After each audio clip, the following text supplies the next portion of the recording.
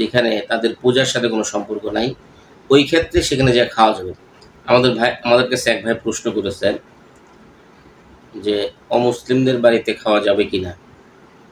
কারণ আমরা অনেক সময় আমাদের প্রতিবেশী অমুসলিম হওয়ার কারণে, সামাজিকতা রক্ষার কারণে আমাদেরকে অমুসলিমদের বাড়িতে খেতে হয়, কিংবা তাদের কোনো অনুষ্ঠানে আমাদেরকে যেতে হয়।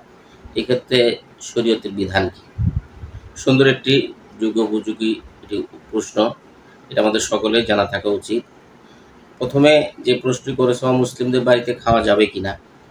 অমুসলিমদের বাড়িতে খাওয়া যাবে যদি খাবারে কোনো নাপাক বস্তু না থাকে অথবা হারাম কোনো জিনিস না থাকে, সেক্ষেত্রে খাওয়া যাবে।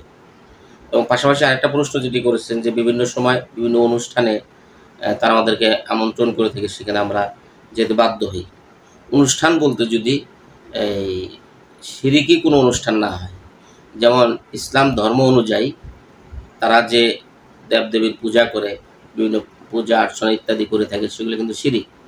এরকম কোনো অনুষ্ঠান হলে সেখানে যতই প্রতিবেশী হোক, আর সেক্ষেত্রে সেখানে যাওয়া যাবে না। তবে আপনি যদি বাড়িতে কোনো অনুষ্ঠান, বিয়ে শাদী বা অন্য কোনো এইরকম কিছু হয়ে থাকে যেখানে তাদের পূজার সাথে কোনো সম্পর্ক নাই, ওই ক্ষেত্রে সেখানে যেয়ে খাওয়া যাবে।